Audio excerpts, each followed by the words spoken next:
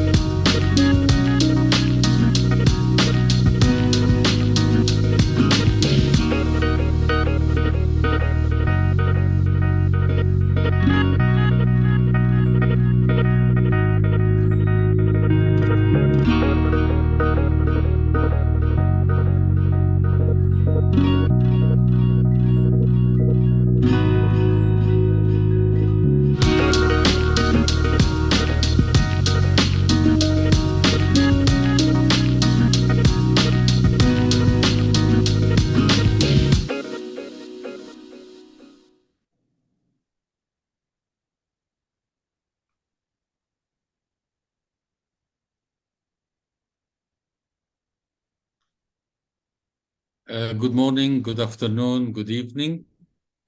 I would like to welcome you all to one of the very exciting webinar with a huge amount of clinical knowledge. I would like to, first of all, to introduce my dear colleague, which will be co-moderating this webinar with me. Bethany Knoll from United States. We're very grateful for her presence and attendance, and she will speak after me. And to introduce you, she is currently the clinical specialist of Sigvara's group. She is in charge of nearly half of United States regarding lymphedema, lipedema, and a lot of complication that we see post-operatively. He also utilized a huge amount of knowledge and support, not only to doctors, to also to practitioners, to nurses. She have done many community workshops. She is very well-known name in the United States. It's a pleasure to meet you, Bethany Knoll, and the mic is up to you to introduce our meeting today. Thank you, Dr. Omar. Good morning, good afternoon, and good evening to everyone all over the globe, and welcome to this MOH talk on our platform Medical Hub, sponsored by Sigvara's Group. The goal of the Medical Online Hub, or MOH, is to bring together medical experts from throughout the entire world and to discuss state-of-the-art topics in the field of venolymphatic disorders. And because at Sigvara's Group, we strive to promote the exchange of scientific knowledge on a global scale, we are also giving you the possibility to actively participate in the discussion via our chat function. So please feel free to send over any questions or comments that you might have so we can discuss them with our speakers and panelists while they're here. On a personal note, I'm really looking forward to this event and some very dynamic and hopefully lively discussions, and I wish you all a wonderful and fun MOH.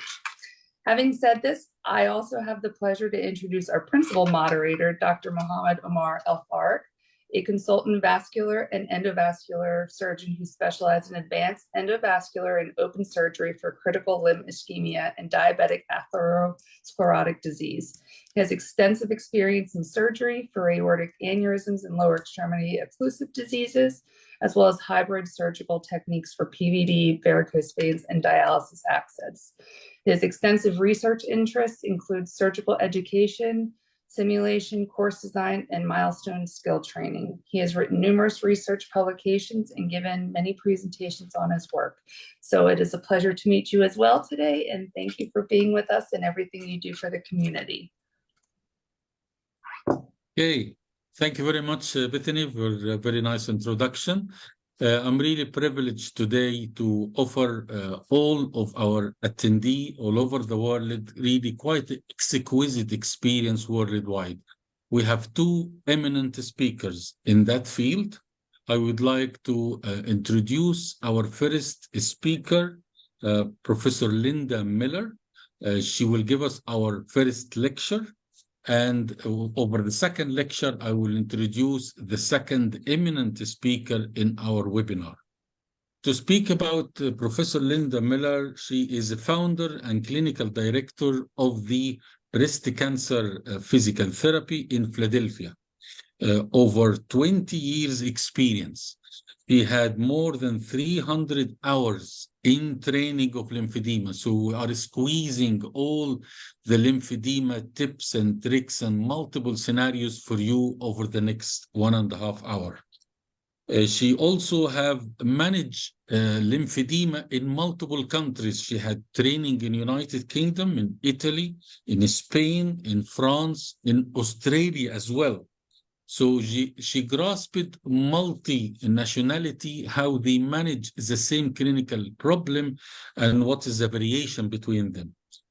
She also in 2020 have established a cancer rehabilitation program in Sultan Qaboos University in Oman, in the Middle East.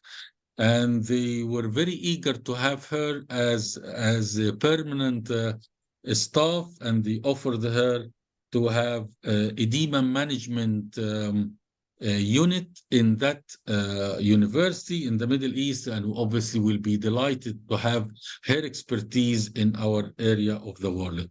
I would like also to give a glimpse of introduction to our panelist, which is a dear colleague, Tracy Green. She is very well known nursing in that regard. I will definitely introduce her fully after the Linda lecture in order not to take from your time. And the mic is to you, Linda. And if you have any questions regarding attendee, please put us on the chat and we will try to answer all your questions. The mic is yours, Linda, and we're eagerly to listen to your expertise. Please go ahead. Thank you very much. I want to just make sure I'm able to share my screen. Okay.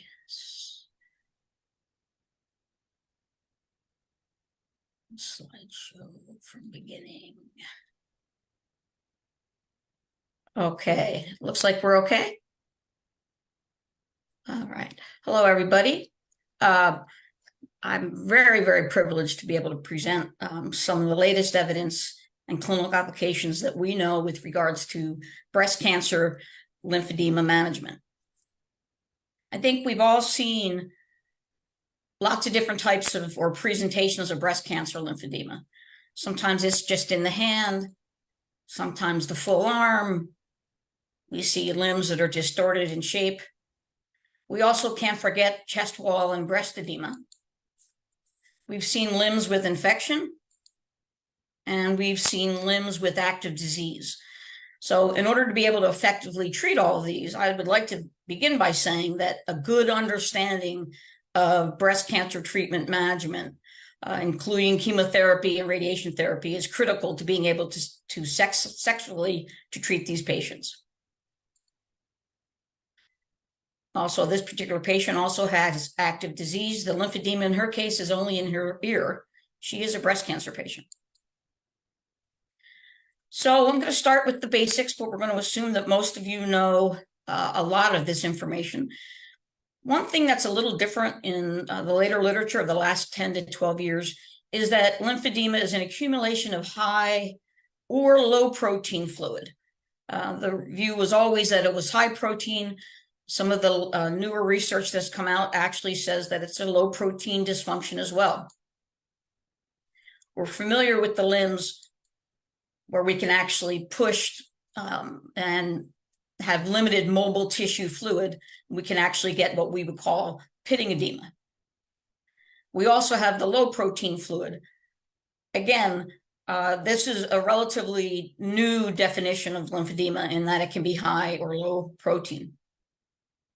Breast cancer lymphedema can be transient or persistent, really depending upon its time of onset and the etiology, whether it be chemotherapy related or whether it's radiation induced. So that's something that gets teased out the more you treat the patients. Chronic edema and chronic inflammation leads to actual morphological changes in the lymph vessels. So we actually see dilation and collaterals that form. There's long-term changes in the subcutaneous tissue. We've got increased fibrin, basically increased scar tissue in the interstitium, and we've got decreased mobile tissue. So the longer that edema persists, the less fluid there is and the more fibrotic tissue there is. And that impacts how we then treat the limb. It's also been shown to be fascial thickening along the line of the fascia. So there's a lot of changes in the tissue that need to be addressed. So a relatively new, and when I say new, probably in the last 12 years or so, is something that's the revised Starling's principle, which is that all edema is lymphedema, and it develops along a continuum of lymphatic insufficiency or lymph drainage failure. So the old Starling's law was 90% of resorption happens through the venous system, the other 10% through the lymph system. Some further and better diagnostic imaging has allowed us to see that actually all absorption, all resorption occurs through the lymph system. So all edema is some type of lymphedema. Breast cancer treatment, is the leading cause of secondary lymphedema. Just want to briefly go into the pathophysiology. Again, this is because based on the pathophysiology, that is from where our treatment originates. So we know that for sure breast cancer lymphedema occurs as a result of lymph drainage failure. And I know other speakers will address the idea of taking lymph nodes out, further radiation therapy causing a problem. There's also a hemodynamic imbalance that's at work in breast cancer lymphedema that has also allowed us to dictate some new and innovative treatments that at sometimes had been controversial. I like to borrow this schematic, which I adapted from Dr. Peter Mortimer, who's from England, from the UK. It's a basic, simple description of lymph drainage failure. So if you obliterate your lymphatics, you take them out, or you obstruct the lymphatics with scar tissue, with tumor, as we've seen in the one picture, you actually end up with lymph drainage failure. And there are a lot of very well-known researchers that have documented this over time. There are, however, hemodynamic imbalances in breast cancer lymphedema. It's been shown that up to 70% of women with breast cancer lymphedema have documented venous insufficiency in the limb. Okay, so not only is there an impairment in, or possibly an impairment in the lymph system because of the surgery or procedures they have, many of these women will also have venous outflow problems. And this was actually first found and documented back in 1938. Many of you might see with your patients some what looks to be venous varicosities. Here we have one on the woman's chest wall. That's her involved side. And here's an upper extremity patient, relatively new post-op. She still has her covering over her mastectomy site. And you can see the collaterals in the arm already to be working hard. The question has always been whether the lymphedema causes the venous outflow problems or whether it's the outflow problems that precipitate the lymphedema. I think the jury is still out on that, and I suggest that those of us that treat the patient, it doesn't particularly matter which causes which. If we know it exists, then we can treat it. Because of this venous outflow problem, we end up with net filtration into the interstitium. So what does that mean? More fluid actually going into the tissue, putting an increased burden on the lymph system itself. Just to, again, to hit the point, I've got references, and anybody wants to tap me at the end for references, a full list, I'll be glad to provide.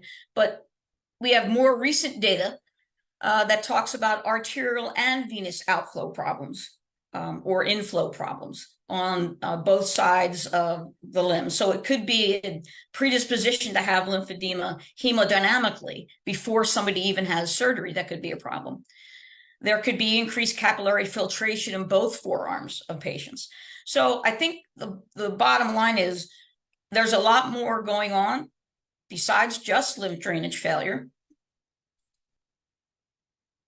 And I actually asked Dr. Mortimer if I could revise his schematic a little bit.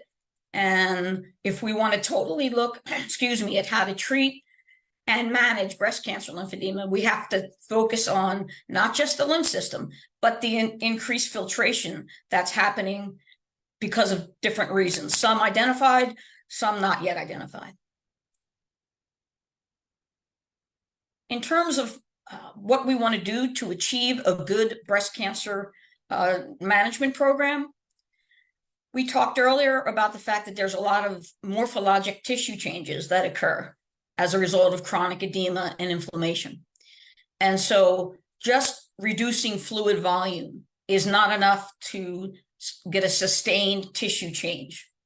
So one of the things that we want to do, and that varies depending upon what modality we're using, is we want to soften the fibrous tissue by applying pressure.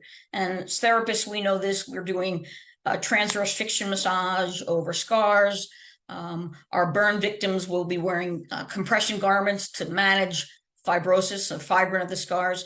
So essentially what we're actually doing is scar tissue management for these very chronic edemas, which is why some of the literature that we're going to talk about in the future of the presentation talks about maybe using higher pressures. The other thing that we want to do with our program is we want to get rid of that excess accumulated tissue fluid. So we know that lymphedema has a fluid and a protein component. So we need to manage the protein component by applying pressure, as well as the increased filtration, which is causing the increased volume. That is also managed by changing tissue pressure, maybe manual lymphatic therapy, applying a bandage and having the patient exercise, or simply by applying a compression sleeve. In terms of long-term changes, our job is to teach the patient how to manage and continue to minimize that excess filtration that they may have physiologically that's going on. So we can assume that at least 50%, if not 70% of our patients have not just lymphatic failure, but some sort of hemodynamic issue, which is causing more filtration into the tissue. So what are some of our treatment options? Obviously, exercise, lymphatic flow increases with movement. We're going to just name a few here and then go through a little bit more detail. Compression is probably one of the cornerstones of lymphedema management, and that can be in the terms of multi-layer bandaging or compression garments. Manual lymphatic therapy, massage technique that many of us have spent many, many hours learning, trying to learn to perfect. Intermittent pneumatic compression or a compression pump.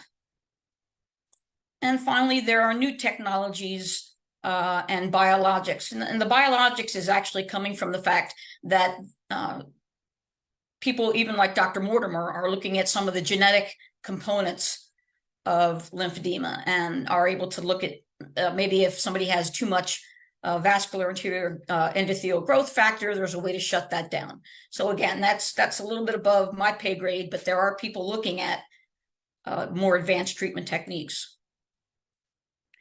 To really understand how to treat, I think you need to recognize where the edema is. And again, diagnostic imaging has improved over the last 20 years or so. And so things that we used to believe were true perhaps are no longer. So if we have an image of soft tissue, we have the epidermis and we have the subcutaneous layer. Now, most of us were taught that our lymphedema treatments, especially our manual therapy, is supposed to be quite light, working on that very thin, superficial layer. And in fact, if we go too heavy, there's a chance that we're going to damage lymphatic vessels. Well, diagnostic imaging has actually shown us that the volume of fluid in the plexus that we are focusing on so often, that superficial layer, is actually only 2 to 3% of the total fluid that's retained. And as a matter of fact, most of the mobile tissue fluid is actually in the subcutaneous. So that begins to let us know that some of our treatment techniques may require more pressure in order to actually impact not just volume reduction, but also tissue texture changes. Manual lymph therapy is a technique that many of us have learned. I also would say that many of us have probably modified it throughout our clinical practice. The idea is that you are able to take lymphatic fluid from a congested lymphatome, change direction, move it across a watershed, and then take it to a place that's draining. And the way manual lymph therapy works is by changing tissue pressure. So when we do the massage, it's pressure on, pressure off, pressure on, pressure off. And whether it be a circular pressure, as say the Germans do, or a linear pressure, skin stretch, as well as the Australians do, it all relies on the same principle of changing tissue pressure. However, a lot of the literature that looks at manual lymphatic therapy is actually shown that it's not very effective. And that kind of gets people a little bit upset when we talk about this, because it's pretty much a staple of many people's treatments. But I ask the question, does that mean it's of no value? From the lab, we know that actually using heavier pressures may be more effective in treating lymphedema, and that the superficial lymphatics can actually handle more pressure than perhaps we thought they might have before. So some of the data that's looked at some of the older studies that included manual drainage may be looking at a subset of clinicians or studies that are using that light 20 to 30 to 40 millimeters of mercury that we might have all been taught, not realizing that heavier pressure may be more appropriate. So again, remember that most of that fluid, subcutaneous fluid, is deeper and requires higher pressure. So can we as clinicians modify our techniques? And what I would suggest is, I think intuitively we probably already are. We're going a little bit more firm on fibrous tissue to soften it up. This actually recently came off of LinkedIn. I wanted to put it in. It's from an Australian group. A recent study using particular lymphography shows that firm, slow massage is more effective than the previously effective gentle massage. So I think the word is beginning to spread.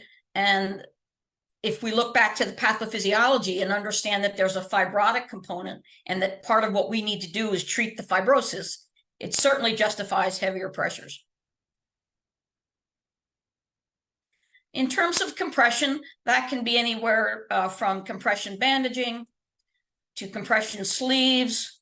Obviously, you want to get the appropriate sleeve for the appropriate fit. There are Velcro garments, and we can't forget about our chest wall and breast edema.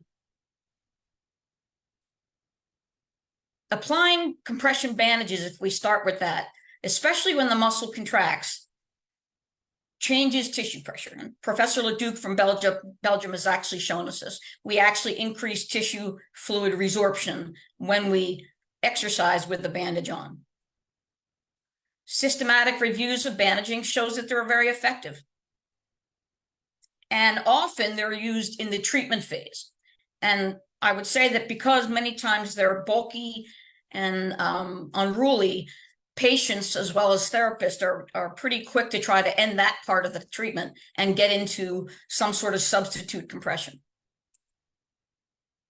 However, the research shows that those who continue to bandage for at least 3 nights a week after they have been discharged and they're doing their maintenance program actually have better long-term results. So as clinicians, perhaps we can come up with more effective ways to provide nighttime compression to actually get long-term benefits. Compression garments can be used to either treat lymphedema or to maintain results once the limb has been successfully treated. Again, in terms of the research, it's considered very effective in treating breast cancer lymphedema. There's a lot of research in breast cancer lymphedema, that probably more than in any other lymphedema. So it really does give us a lot of information to draw from.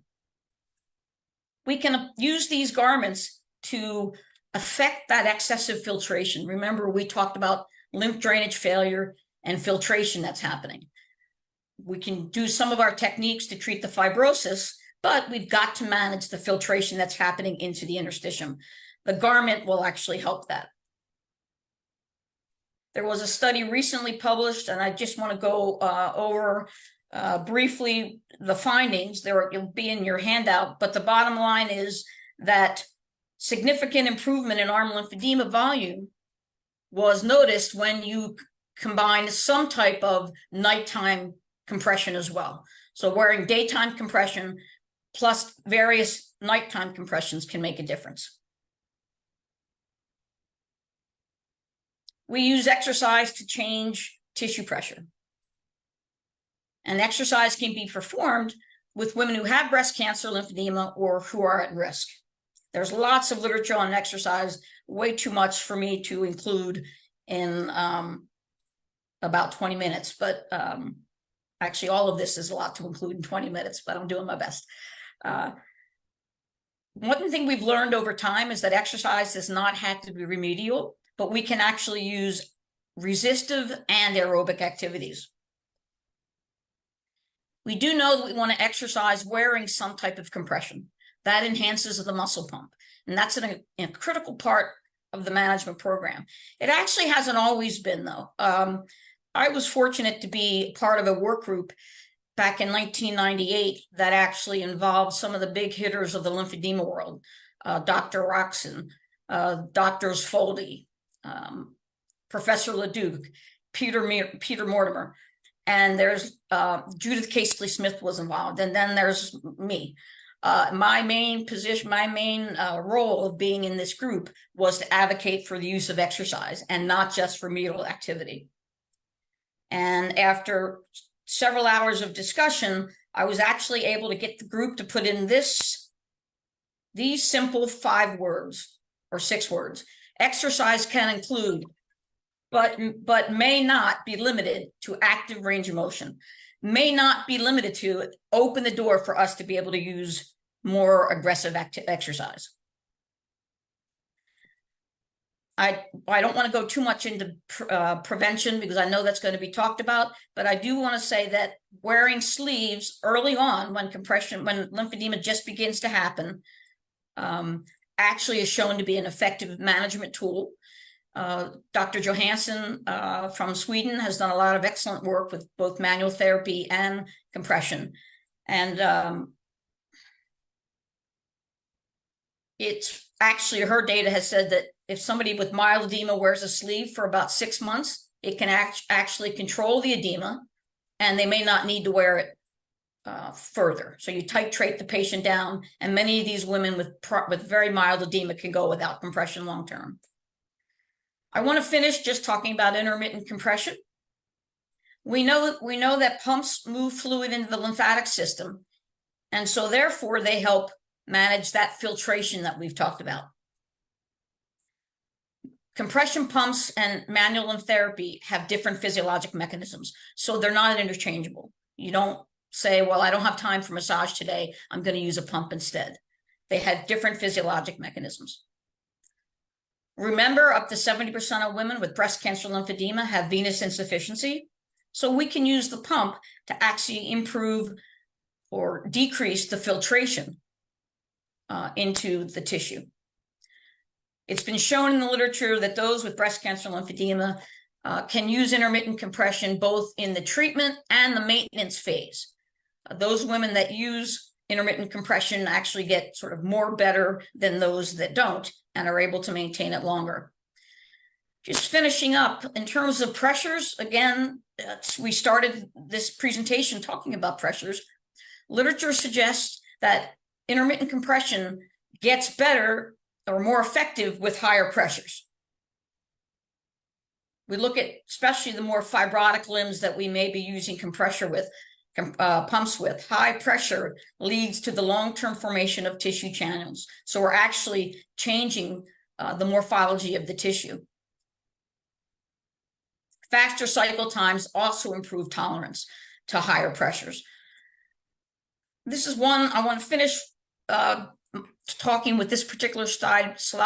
Professor Olszewski is a Polish lymphologist who's recently passed away, but has done some amazing work with fibrotic limbs.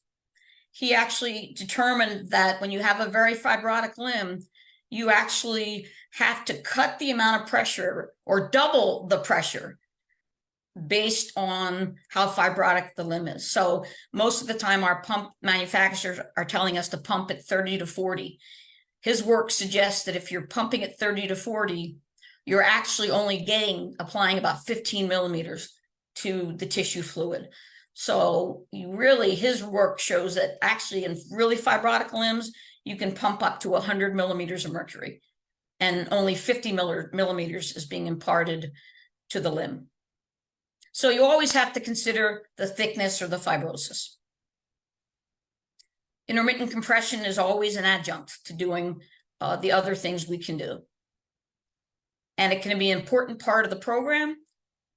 And the important thing is parameters are decided on a case by case. How thick is the arm? How large is the arm? Where is the edema? If I've got a programmable pump, I can pay attention to all of that. So to wrap up, we know that there's a lymphatic and a venous component of the edemas, and the most effective treatment program is going to be one that softens fibrous tissues,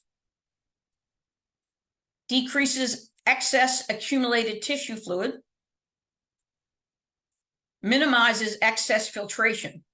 So we want to soften the tissue, get rid of the extra filtrated tissue that's in there, and then manage the extra filtration that's going to keep happening. Applied pressure is using various modalities, our hands, sleeves, a pump. We impact fibrosis and filtration, and therefore impact tissue texture and limb size.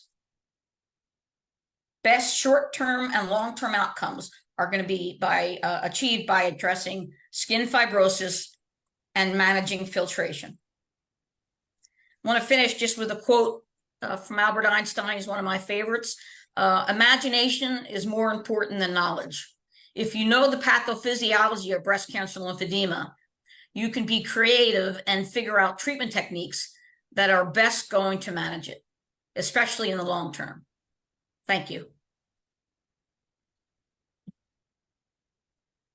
Thank you very, very much. That is really very enjoyable lecture, Linda. And I will take the poll question for the attendee, and then I will take all the panelists and the speakers and my co-moderators' opinion about such a great lecture.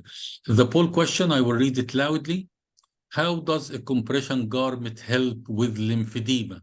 Single choice. Either by increasing blood flow to the affected area, by reducing amount of fluid build up in the affected area, or by reducing the amount of oxygen in the affected area. I think we have about 30 to 60 seconds to put your answer.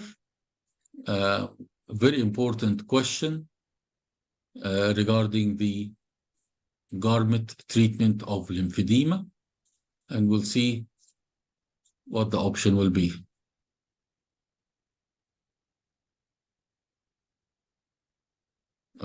Hopefully we'll have it shortly, within few seconds, and then we'll take the opinion of my co-moderator, Bethany. Can we see the result? Yes. I was expecting everyone will get this one right. Yes, it works by reducing the amount of fluid pull up in the affected. I think we have more than 90% of the answer was correct. So let me start by my dearest co-moderator, Bethany, your comment about Linda, great lecture. Linda, it was fantastic. I learned so much. I love all the different opinions and views that we can all learn from.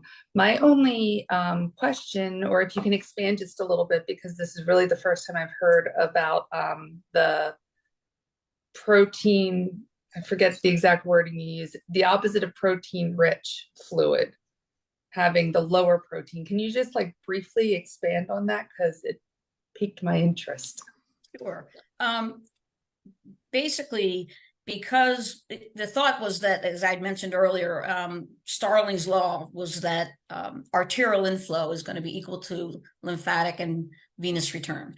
And with the idea that lymphedema was a high protein, there was basically something called a high protein edema, lymphedema, and a low protein edema, or venous edema. What we have now learned is that, and there are still people that use the term phlebolymphodema, blood lymphatic edema. But what we've learned with the modified Starling's law is that all edemas are lymphedemas. And that's why the edema can actually be a higher protein or a lower protein edema. Does that help at all? Yes, great. Thank you so much.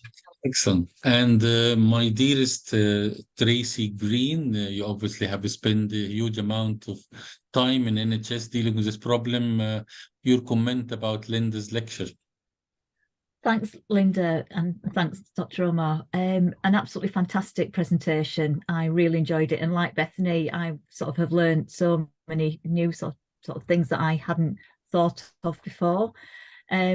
Just one thing that I would like to ask about as well. We know with ICG now that we can see some alternate drainage pathways as well. And I like the idea about you saying that you could be that we can get creative with our treatments. And I think ICG is one of these ways that we are really moving forward and realizing that for those difficult patients, or those that we were thinking, what are we doing? Why aren't we getting any results here? That obviously there are the alternate pathways. I just wonder if you could maybe expand on that for me, if Sure. at all. I think I was first made aware of the alternative pathways by Professor Leduc, who did some wonderful cadaver work showing some anterior pathways, a posterior deltoid pathway. And that was very sort of primitive. As you mentioned, Tracy, we have some of the newer imaging. I think, as of now, at least, and anybody can comment, the literature it is not showing that we actually improve or that we can actually move along certain pathways and use ICG to actually direct our flow. So if you look at treatment that is mediated or using that fluoroscopy to determine our flow, the research right now anyway is not compelling. It might be at some point, but it's the technology is there, but the data is not there yet. Thank you. Yeah. Okay, that's great. And I would like my dearest next speaker, Professor Vincent. I'm sure you have a lot of questions regarding the lecture, and we're all interested in your lecture as well. Do you have any question for Linda, Vincent? First of all, I would like to congratulate Dr. Linda's work, and as well as her presentation. It was wonderful to listen to your presentation, Dr. Linda. And I have only the my opinion about the presentation. I don't have any specific questions, but I really enjoyed your presentation. Okay. Thank you very much for that complete overview, and you did a full justification within that 20 minutes. And I would have sat and listened to your lecture for another hour. Thank you, sir. Thank you. Excellent, excellent. I would like just a quick glimpse, if you like, to elaborate about compression garment in the arm, Linda. You mentioned that the more we know, the more we need pressure to be on the deeper tissues rather than the one we have at the moment. So what do you think the pressure garment we have at the moment, and how can we increase, or there is a message to industry in order to fulfill the criteria that we have learned from research? Yeah, that's a great question. I think that one of the biggest issues with any of the applied techniques, garments or bandages, is are they difficult to apply? And so, although we know that higher pressure, higher compression may be better in terms of maintaining filtration or decreasing filtration, we are still limited by that patient being able to get the garment on. So what I would suggest is that, again, the garment is one of the pieces. We can be more aggressive with managing filtration with a compression pump, with exercise, and with a garment. But we may, until someone comes up with a very creative and effective way to put on a high pressure garment, we may still look at that and still have issues with filtration. To that point, though, Dr. Omar, I would say that the literature right now on compression garments as a maintenance is actually very good. And so the pressures that we're using, once we get rid of a lot of that extra filtration that's already there, the current pressures we're using seem to be effective enough to prevent further filtration or minimize further filtration into the tissue. Excellent, excellent. And do you think preoperative garment application before the mastectomy, will this play any role in preparing the arm for the postoperative, or there is no evidence scientifically for preoperative garment usage before mastectomy? Yes, there's very little evidence for pre-garment use.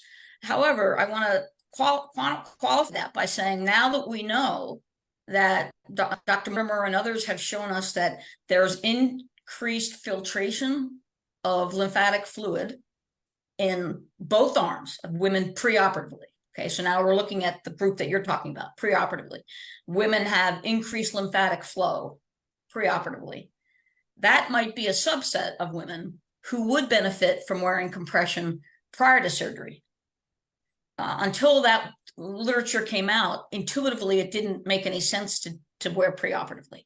But knowing that there are some hemodynamic imbalances that are there pre-existing, as Dr. Mortimer and others have shown us, then wearing a compression garment may be appropriate for those patients.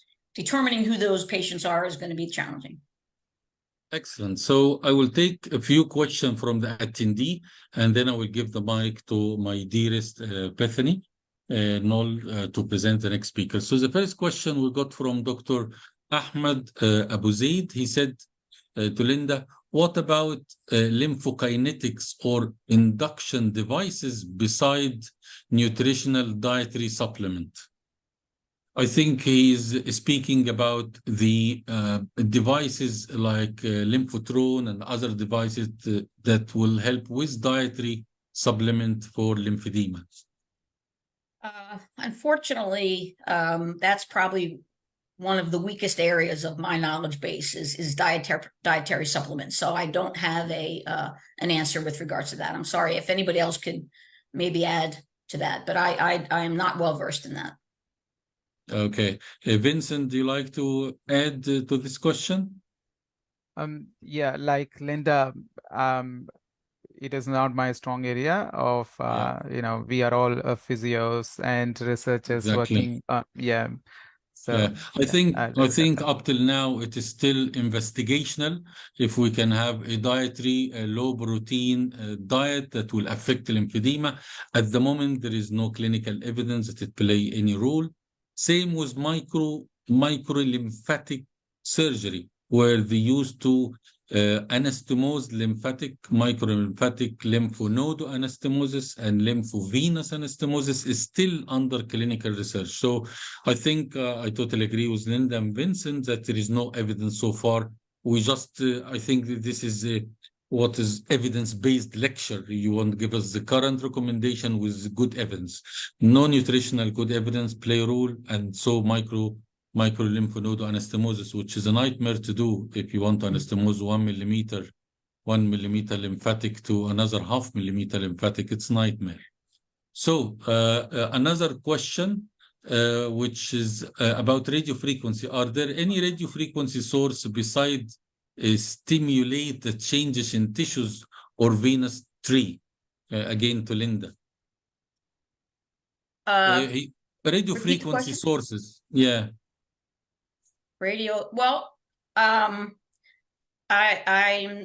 not sure if this would be consistent with that, but I know there is some research or some very preliminary data that's coming out using vibration as a technique. Again, it's not been scrubbed well in the evidence-based community. Exactly. But the exciting thing I think about it is that by the more we understand about the pathophysiology, the more our brains are going to be thinking outside the box about, hey, well, what about if we want to change tissue pressure? How about vibration? How can we do that in an appropriate way? So I know that there's not strong evidence, but there are some very hardworking clinicians that are developing new devices to actually help with these conditions. Yeah, excellent. I will take one final question. Dr. Helmi Rashidi, question to Linda. For lymphedema patients who are on compression garment, do they need to wear it 24 hours in a day or need to take it off during the night? I think you answered this question, but like to have it again. Sure. For the most part, I think the standard has been that patients will wear the garment during the day and take the garment off at nighttime. Certainly not wear the same garment that they've worn all day and wear it all night. So the recent study that I reported was from a Canadian multi-center trial that looked at women who wore their garments during the day, and then the 3 arms of the wore no compression at night, bandaging at night, or some other nighttime compression. And what the study found was those that did some nighttime compression, whether it be by bandaging or a nighttime compression system, got better volume reduction than those that didn't compress at nighttime. So if you have a patient that can tolerate compression 24 hours, of course, they always need to be able to have a break, but some of the current literature is suggesting that daytime and a different form of nighttime compression may be beneficial. Okay, I'll take another question because I was told we have plenty of time. Do we need an oncology? A question from Puskas Attila.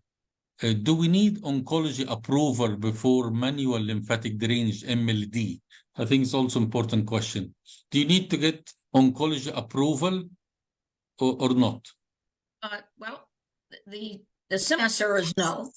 But I have a follow-up question that I may be reading in through that, and I'm not sure.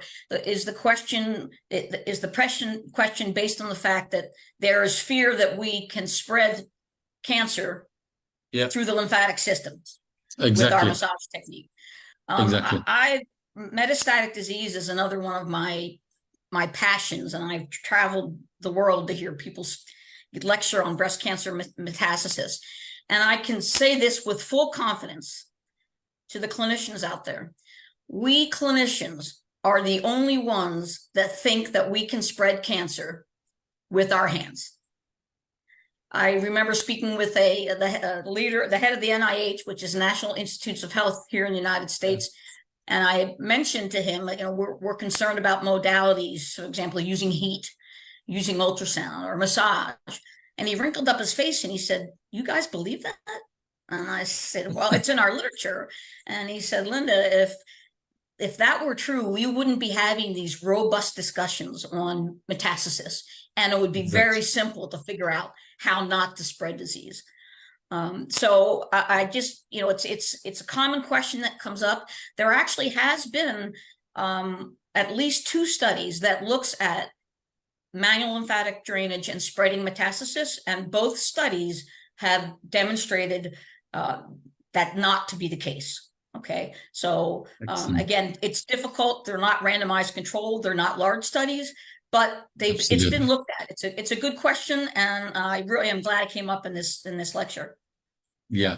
So I will take one final question, and thank you very much for this beautiful answer.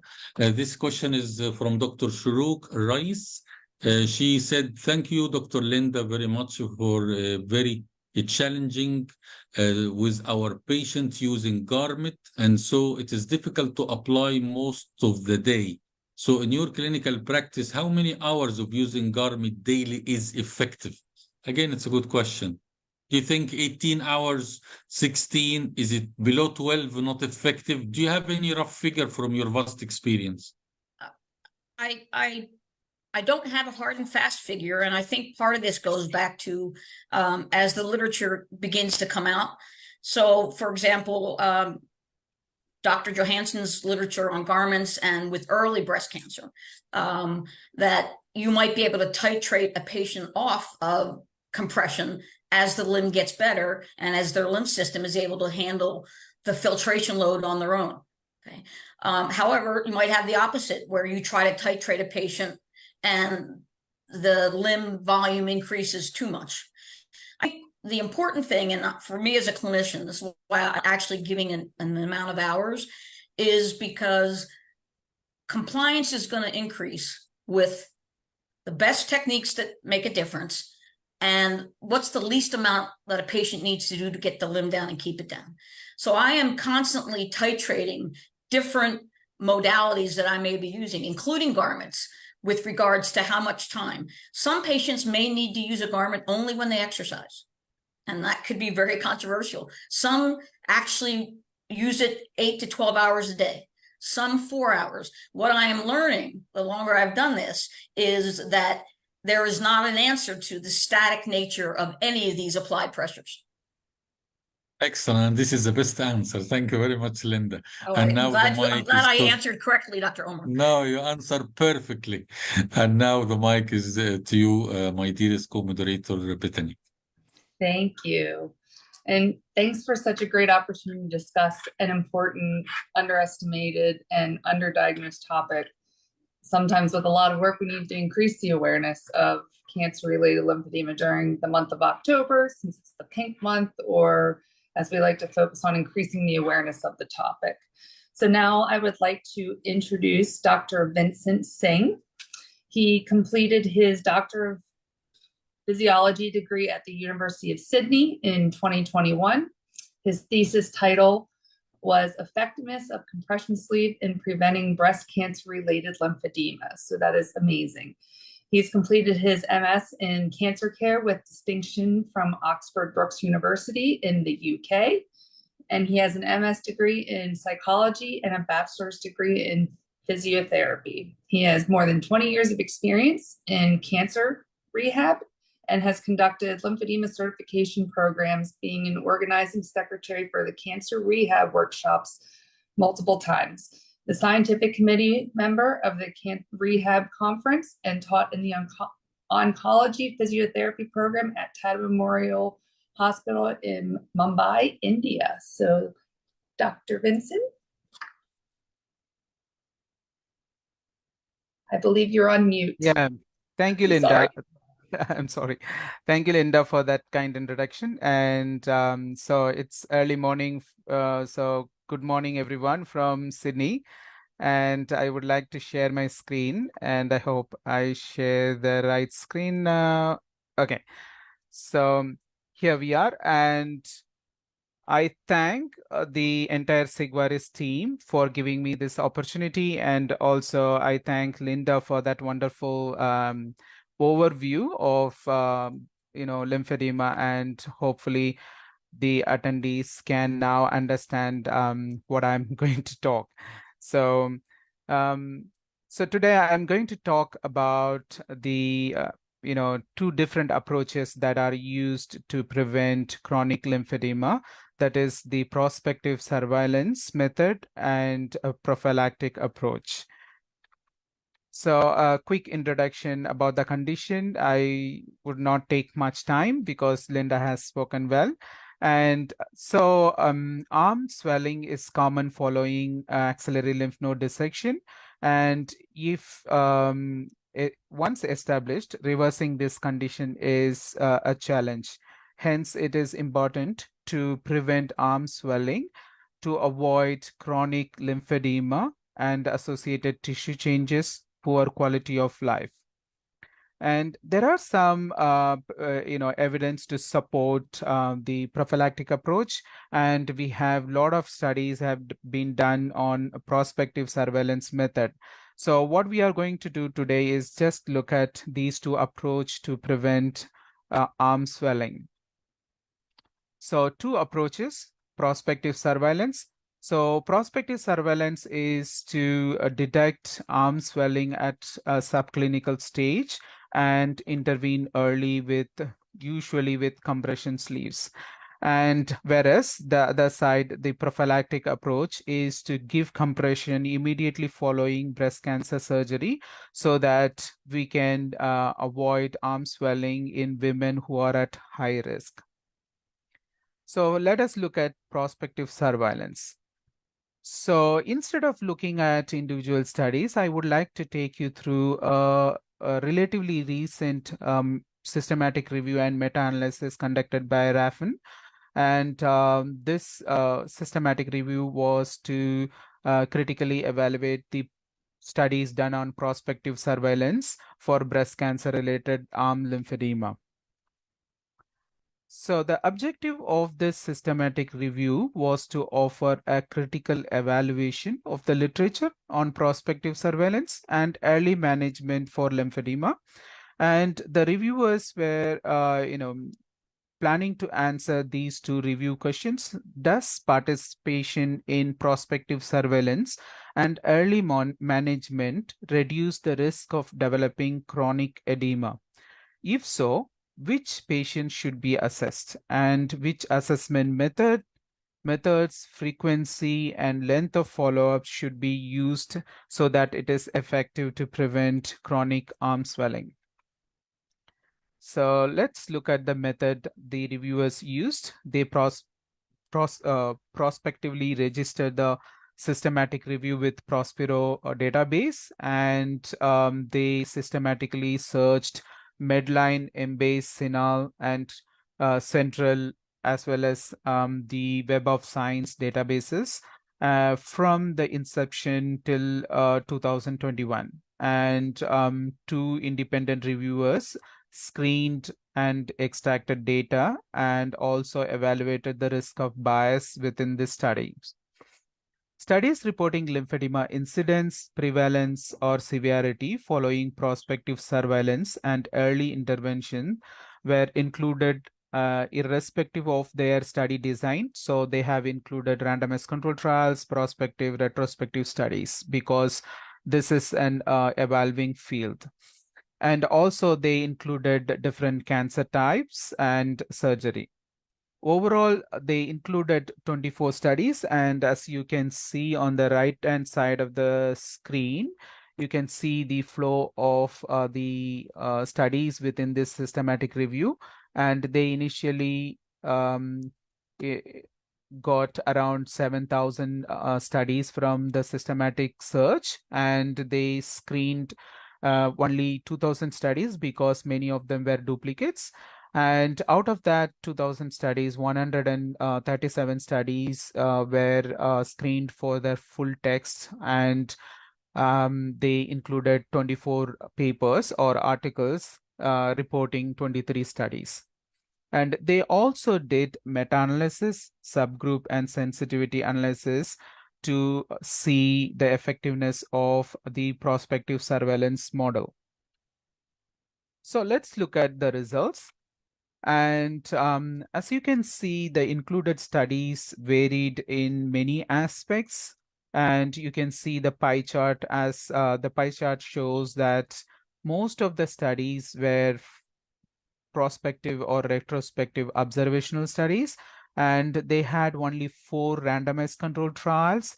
And out of these 4 randomized controlled trials, 2 just compared 2 different prospective surveillance methods, whereas only 2 of that 4 randomized controlled trials really evaluated the effectiveness of prospective surveillance model over usual care. And 1 study was case control study. And that study was done by Stott et al. And that was the first study to look at prospective surveillance model. And now there are many studies reporting the prospective surveillance model.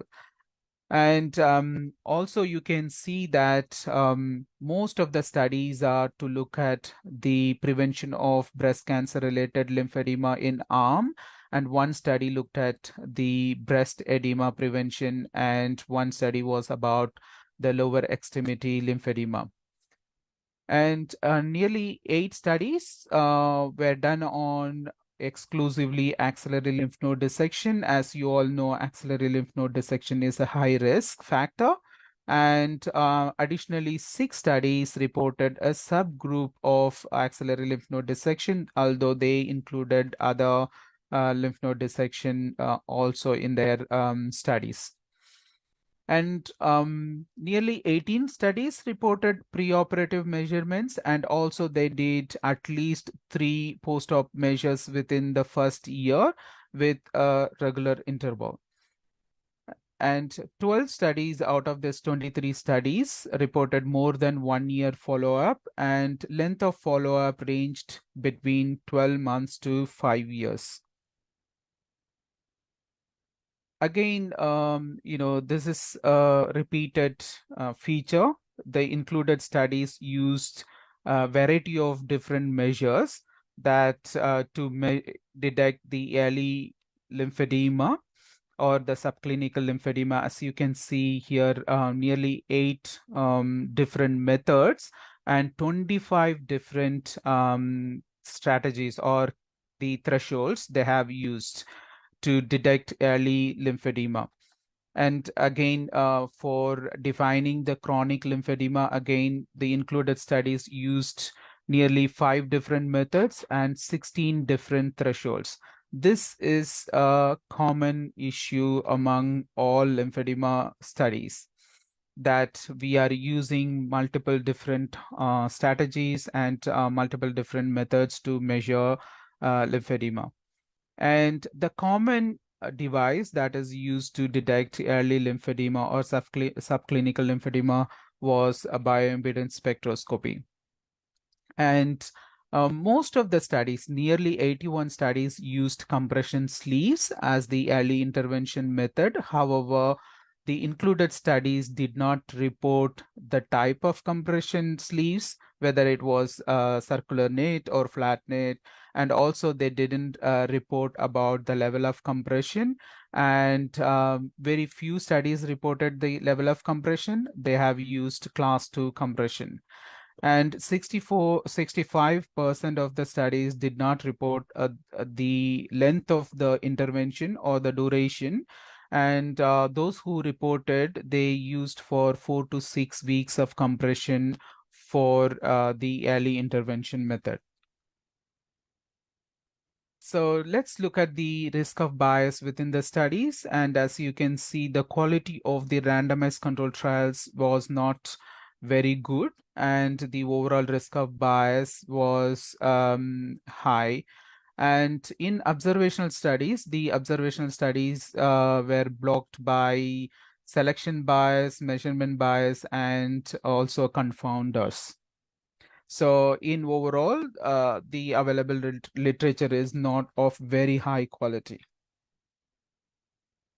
Although I have my own reservations about pooling the data because of the heterogeneity among these studies, because they have used different method to measure and different thresholds to detect arm lymphedema, the reviewers have done a pooling of study in a forest plot. And as you can see, this is the line of no significance, and the relative risk was 0.31. That means there was a low risk in people, those who are in the surveillance method and received early intervention. And although the overall relative risk did not touch the line of no significance, and because of the wide confidence interval and heterogeneity among the studies, and also the small sample size, it was just 134 patients. So we need to interpret this result with a caution. And this forest plot shows the prospective studies or the prospective surveillance method used in prospective observational studies. And here, you can see the percentage of patients with chronic lymphedema. And as you can see, the lymphedema ranged between 0 to 33% within these studies. However, the overall percentage was very low. That was only 6%. So from the prospective studies, you can see that there is that is evidence to support the use of prospective surveillance method. However, you can clearly see that only 2 prospective observational studies was the original prospective observational studies, and others are from the randomized controlled trials. Okay.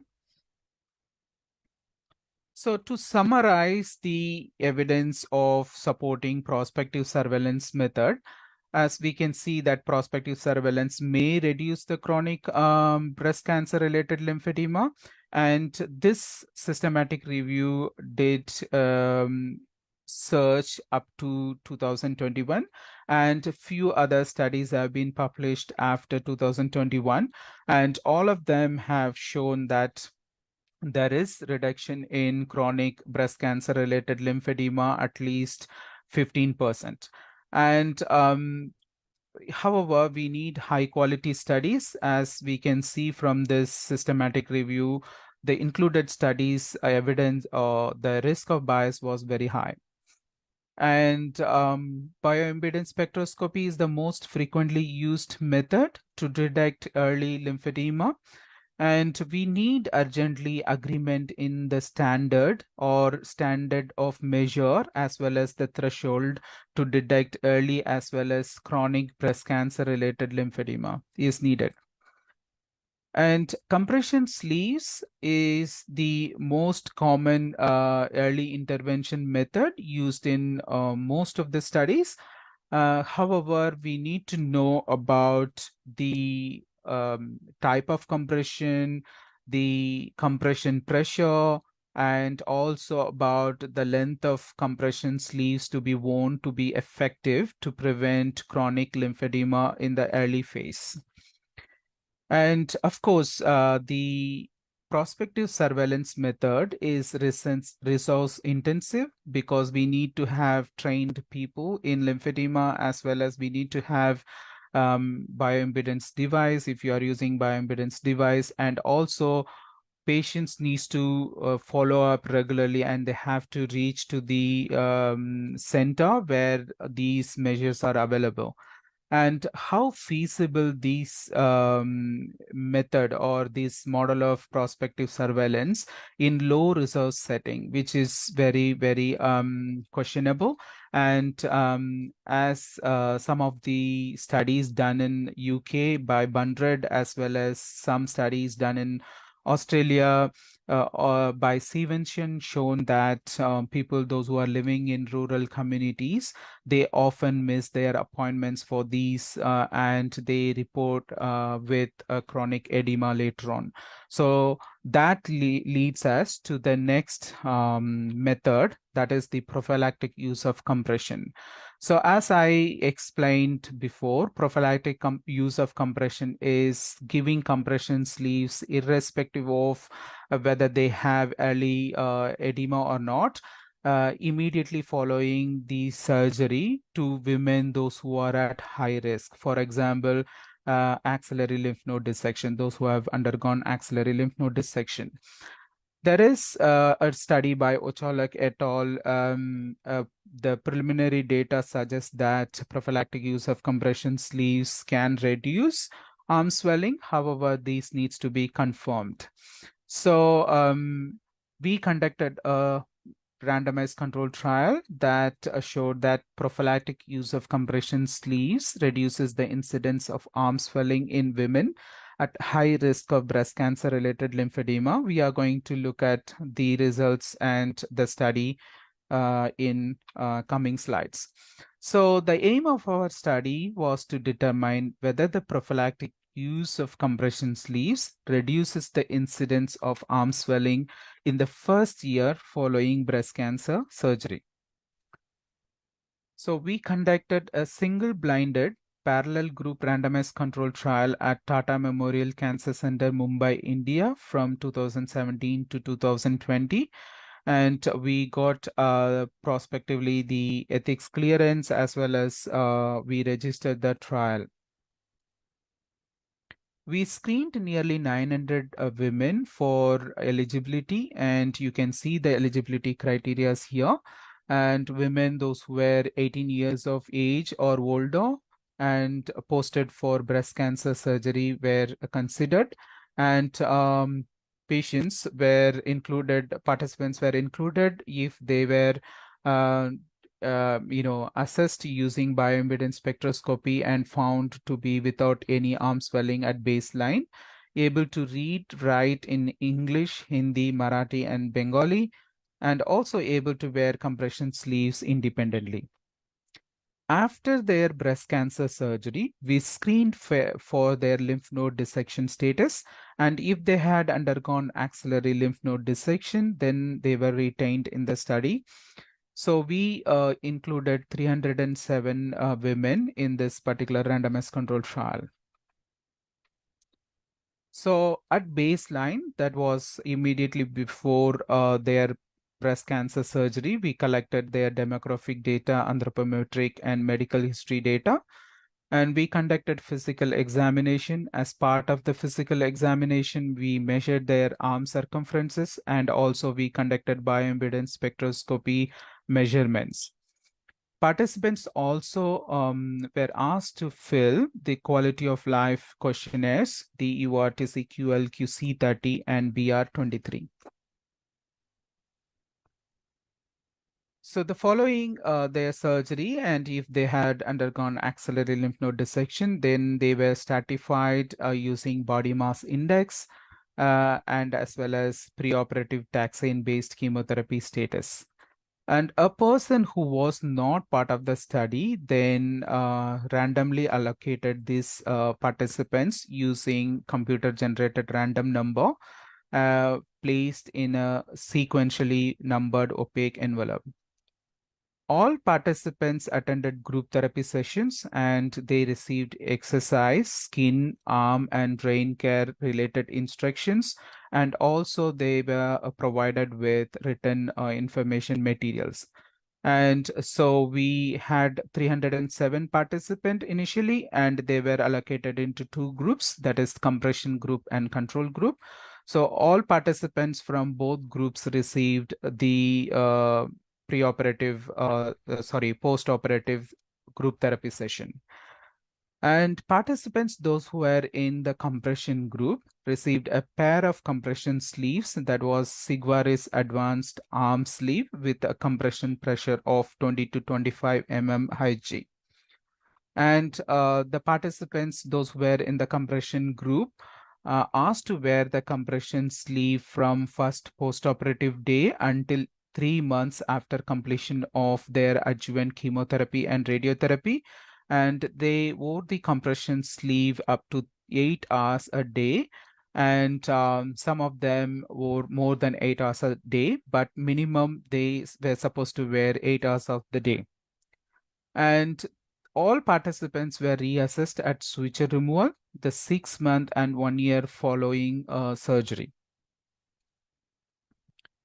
In addition, the participants in this randomized control trial were trained to take the arm circumference measures at home, and also to record symptoms and sign, that is the pitting test, every month. And they sent these data every month electronically, and one person from the study team screened these data, and if they found any increase or concern in the arm circumference or the arm symptoms, then they advised the participants to attend the department for further evaluation and management.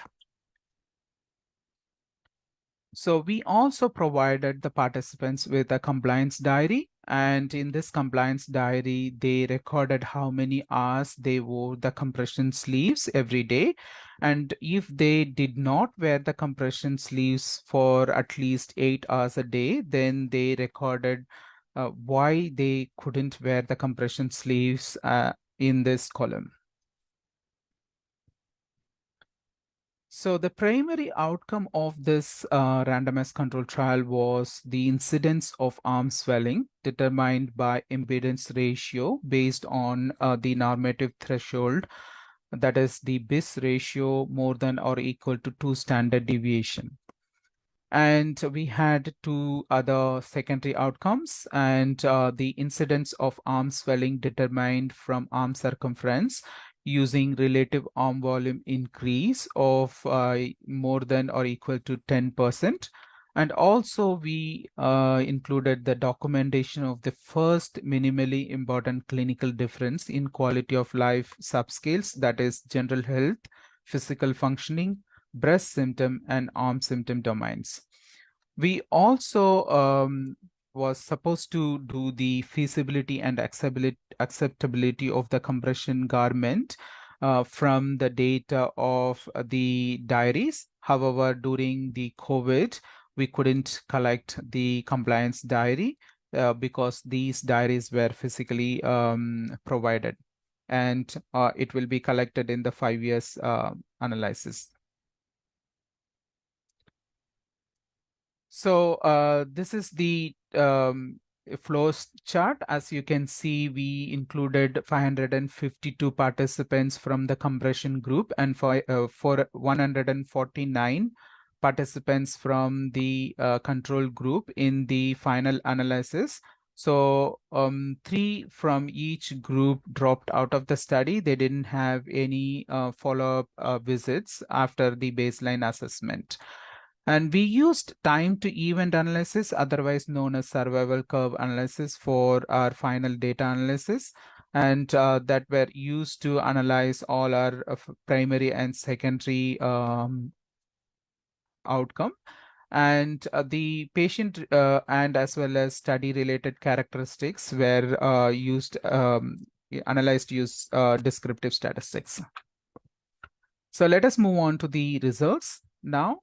And this is the participant and treatment related characteristics table. And you can see that compression and control group were well balanced in all the factors, especially in the high risk factors such as body mass index and type of surgery, and also the number of nodes removed. And this slide shows the survival curve analysis, or the Kaplan-Meier curve analysis, based on bioimpedance spectroscopy, more than or equal to 2 standard deviation threshold. And those who are not aware of the survival curve analysis, I would like to just explain briefly. And as you can see at the x-axis, time since the surgery plotted in months. And in the y-axis, you can see arm swelling free probability. So in the beginning, both group at 1, that means there is no arm swelling. And as you detect one arm swelling, the graph drops. And if there are many arm swelling, then the graph drops drastically. And you can see here, the compression group is blue line and control group is red line. And in the control group, there were many arm swelling event early on. So the graph dropped drastically. And you can see there is a clear difference between the compression and control group throughout the 1-year follow-up period. That means there was more number of participants had arm swelling in the control group. That was evident in the log rank test. As you can see, there was 10% reduction in the arm swelling event in compression group. And we also did Cox regression analysis. And here the hazard ratio was 0.61. Again, for your information, if hazard ratio of 1 means there is no difference between both groups, and hazard ratio 0.61, that is less than 1, means there was less arm swelling in the compression group. So we also analyzed the data with relative arm volume increase more than or equal to 10% increase from baseline. And as you can see, the results were similar to the previous slide, and there was clear difference between compression and control group. And also in log rank test, you can see there was less 10%, more than 10% reduction in the compression group. And also hazard ratio was nearly half in the compression group. So that means less arm swelling was reported in compression group than the control group. What was the main difference between this slide and the previous slide? The overall number of incidents in arm swelling is low in this slide, because this was used the relative arm volume increase, which is more conservative threshold than the previous BIS-based threshold. So this table shows the quality of life analysis, the subscale analysis, and you can see here is the hazard ratio being presented. And you can see that in this slide, none of this subscales were statistically significant different between the groups. So both groups were similar, to our surprise, because we initially thought that providing the prophylactic compression sleeve in a place such as in India, where a hot and humid climate, participants may have a reduction in the quality of life. That's what we thought, but there was no difference between both groups. So to conclude, the prophylactic use of compression sleeves reduced the incidence of arm swelling, delayed the occurrence of arm swelling, and it did not negatively affect the quality of life, physical function, and breast or arm symptoms. So this study also was published in Journal of Clinical Oncology, and this is adequately powered study and used concealed allocation. And also groups were comparable at baseline, as we had seen on that table. And longer term follow-up would add more value to this study. And as you can see here, this study, when it got published, it immediately attracted a lot of attention, and it got 112 in the altmetric score, and it is placed in the top 5 research output on that journal. So some women developed arm swelling even with prophylactic compression sleeve. So what we propose is using prophylactic compression and also do self-surveillance. And patients can use the arm circumference measures or arm symptoms record, and also pinching test, as one of our colleagues showed that pinching test reliably shows early arm swelling. So in low resource setting, it would be advisable that using prophylactic compression in all women, those who are undergoing axillary lymph node dissection, and also perform self-surveillance method. And there is again a large PREVENT trial conducted by RAFN in Netherlands to look at the self-surveillance over prophylactic surveillance model. I would like to acknowledge Sigvaris for providing the compression sleeves used in this trial as a grant. However, Sigvaris had no input into the design, execution, or reporting of this study. And I would like to also extend my thanks to all my co-authors and people who helped conduct this study. So I would like to take any questions now, and if you have any questions later on, please contact me through email. Thank you.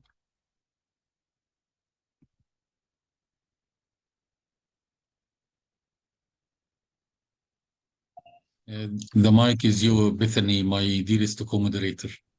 Thank you. Thank you. Before we start the discussion, so may we have the poll question, Khalid? Okay, our second poll question: would you recommend using the compression garment for the patient with breast cancer, and when? There's a single choice. Yes, only when there are symptoms before surgical intervention. Yes,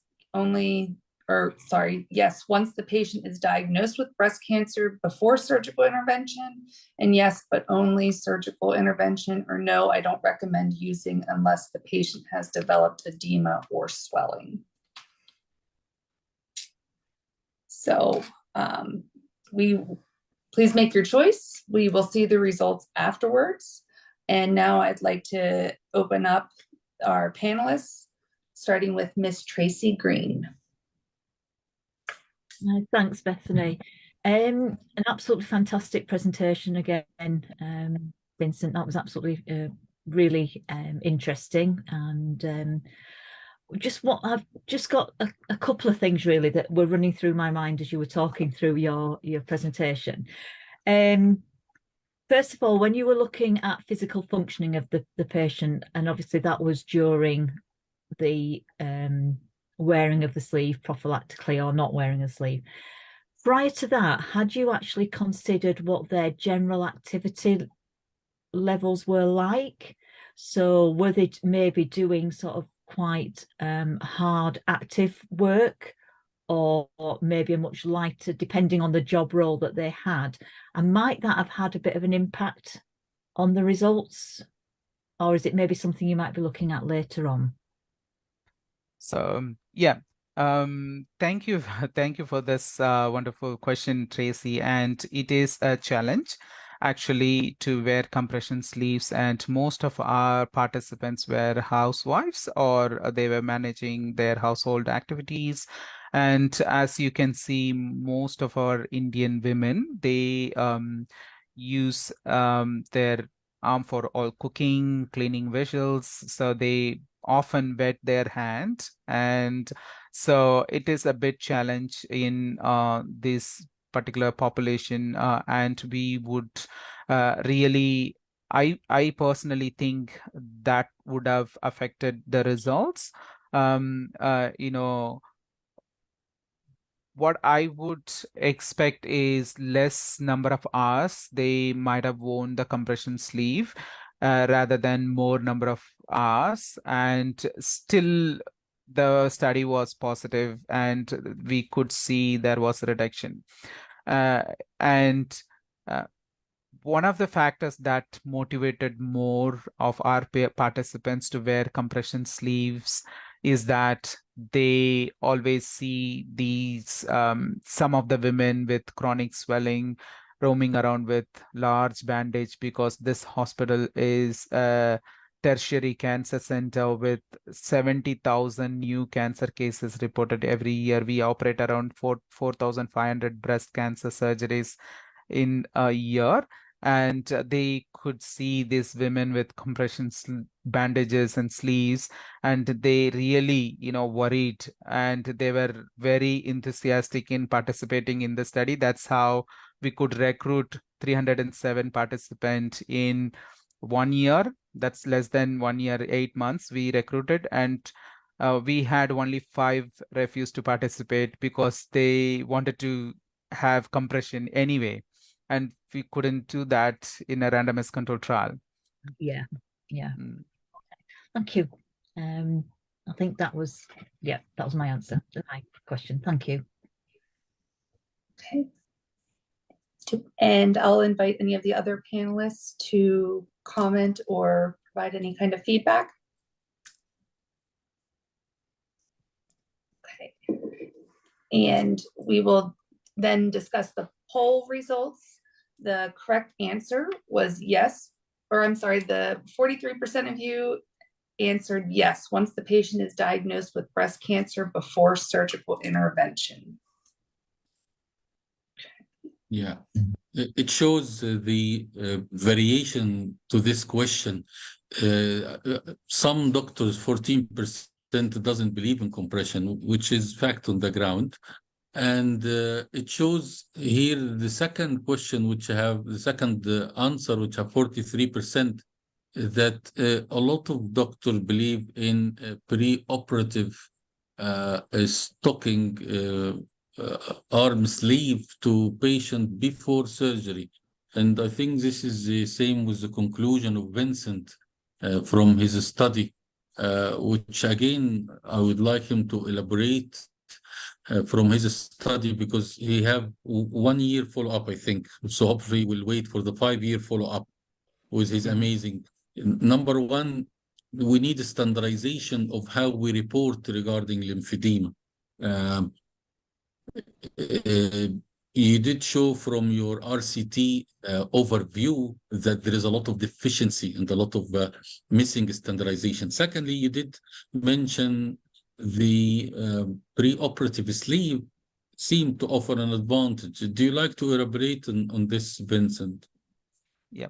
So the first point is we need urgently at least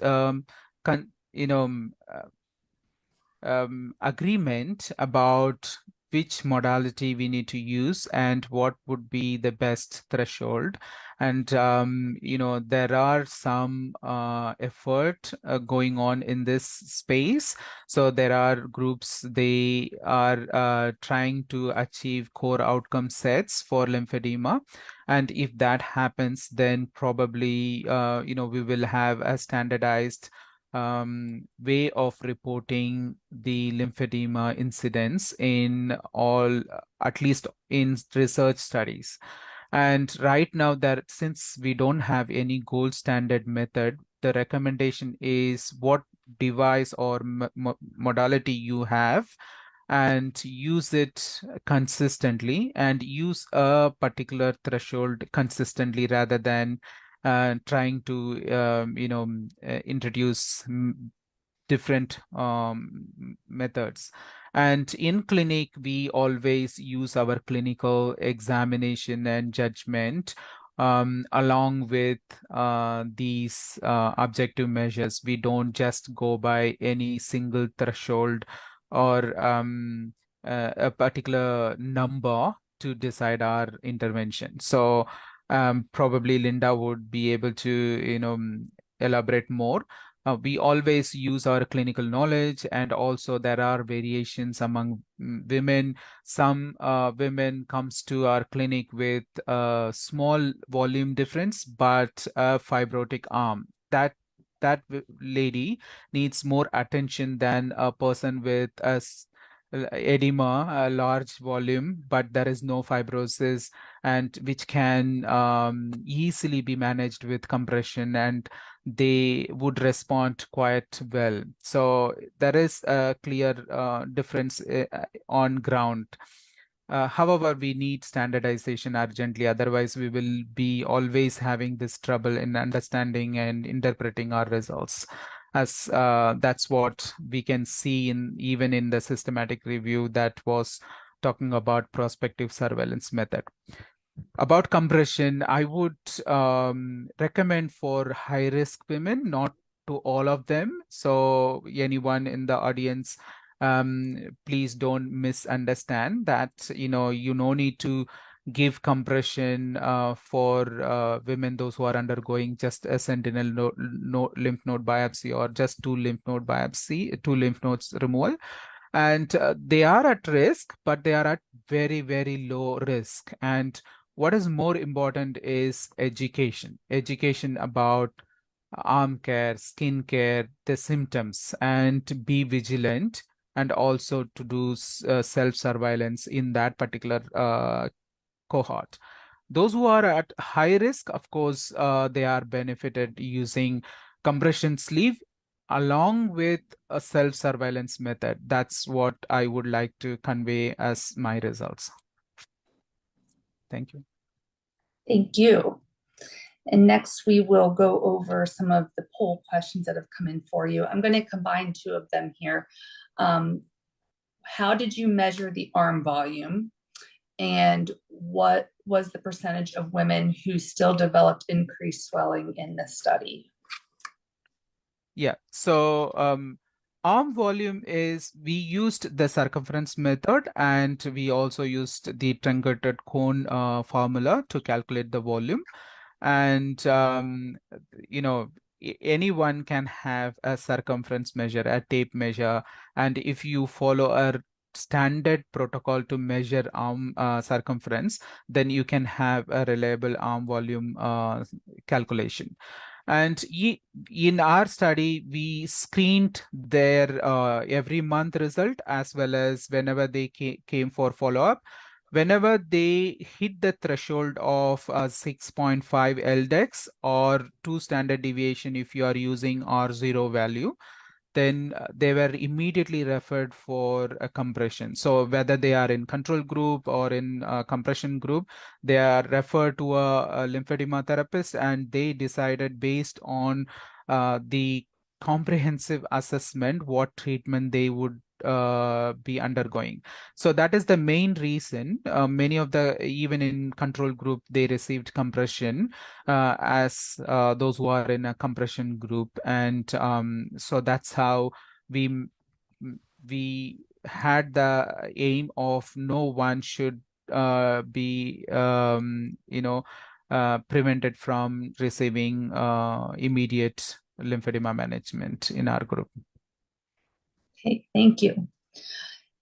Did the results of your trial influence the current practice at your institution by means of providing prophylactic compression to every patient?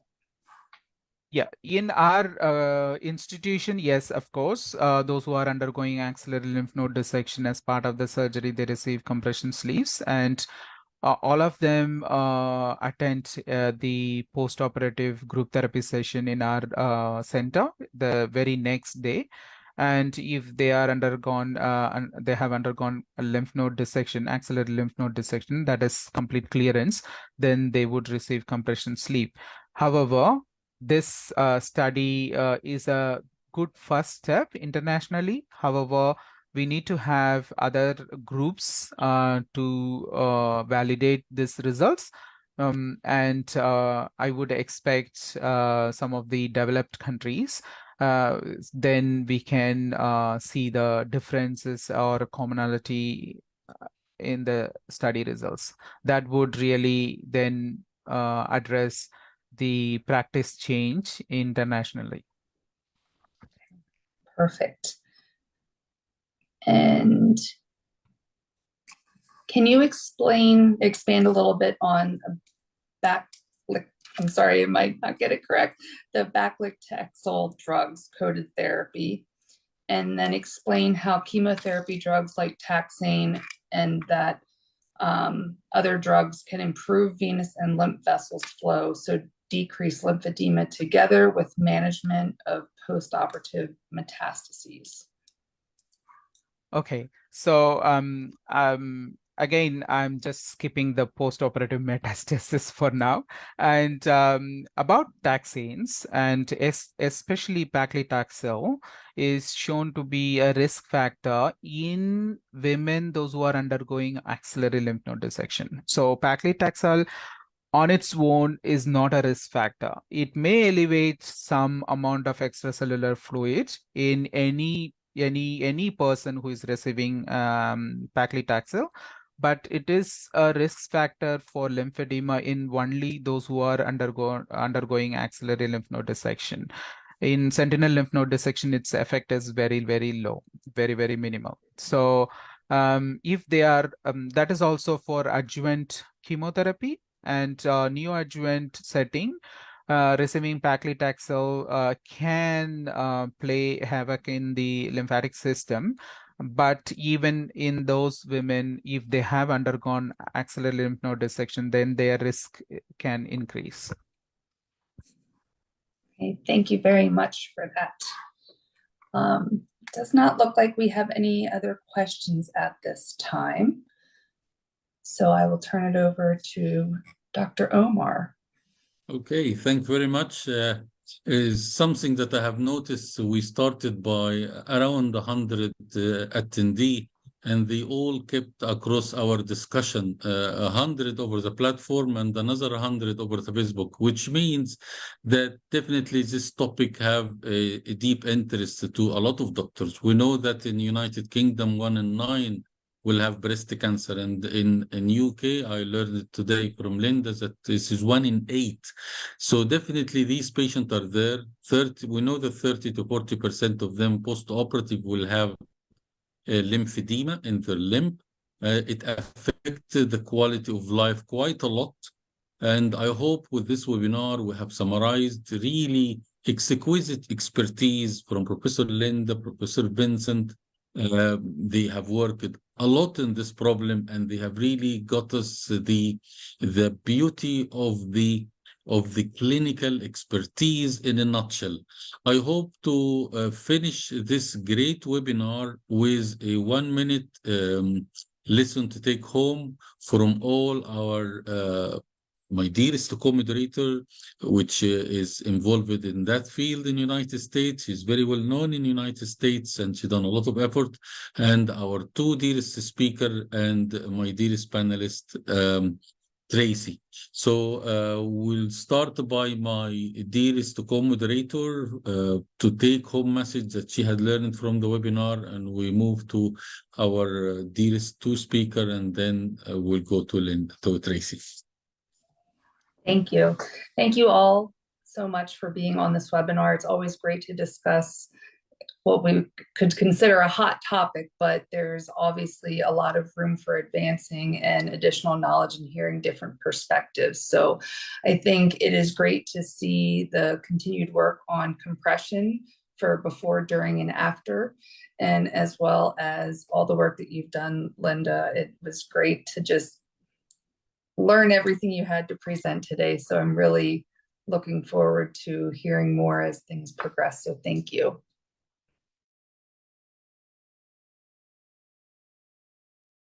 I'll turn it over to Tracy now.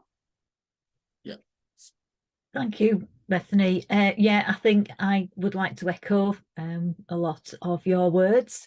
I do think that we need to be thinking prophylactically about how we can prevent patients developing that extensive lymphedema. If we can catch it early, if we can prevent it, then we are going to reduce a lot of problems for patients in the future. But both presentations were absolutely fantastic, giving much food for thought. So thank you.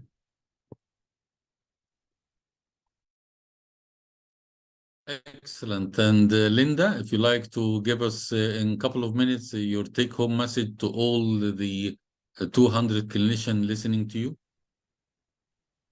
Yes, one of the things that I will tell my patients, because as we know, once our breast cancer patients have treatment, many of them are concerned about getting lymphedema. So a couple of things that I will tell my patients is, number one, most women do not get lymphedema post breast cancer surgery. So that I don't want them to get a false sense of security with that, but it kind of goes back to what Dr. Vincent said with regards to the good education and letting them know what are some of the signs and symptoms of lymphedema. The other thing that I say to my patients is to swell is normal, to stay swollen is not. And so there's the difference between edema fluctuation that occurs because it's hot outside, or you had popcorn and beer when you watch the football game, and you come back in the house and your hemodynamic structures work and the swelling goes back down again. So I think what I would like to leave the message to clinicians is, and this is no offense at all to you, Dr. Vincent, because I recognize your paper was specific to volume, which I think is very, very important because we need a measure. But I really encourage my patients not to obsess as much on the size of their limb because that's going to fluctuate. We pay a lot of attention to the texture of the limb. How does your limb feel? Because the size is going to vary with all these external variables that we've mentioned. The texture is really telling us the health of the limb. And if the limb is thicker, there's more protein. As we go back to one of the first slides, protein's hydrophilic, it draws water to it, so therefore there's more edema. So take home message, don't obsess on your measurements, pay attention, and pay attention to the tissue texture of your limb. Excellent. Thank you very much. Let us take the last comment from Vincent, and thank you very much for sharing your great work in this time in Australia, which is very late in the evening. Thank you very much, and please for you to give us the take-home message, Vincent. Yeah. So yeah, it is wonderful to see so many participants keenly, watching this space, and I would like to tell you all that good education is the paramount in this space. So please make sure you are updated, and also you give your knowledge to your patients. Take a good proper first session where you can give all the information possible to your patients, because this is the age of misinformation rather than information. Information is gone now. It is the age of misinformation, and they can get misinformed quite quickly than informed. So it is very important to educate them about lymphedema and its symptoms and available treatment and what not to do. Is very important. So I will leave it at that today. Thank you. Okay. Thank you very much, Vincent. And I would like to mention to everyone that this conversation will be continuous. The video will be available on YouTube by tomorrow. And if you have any question, you can direct it to email moh@sigvaris.com. And it was my utmost pleasure and honor to co-moderate with Bethany. Thank you very much, Bethany. And we hope to see you a lot in a lot of MOH activity. And thank you, everyone. I wish you all the best. Dr. Muhammad Omar Al Farouk, Consultant Vascular Surgeon. Bye-bye. Bye.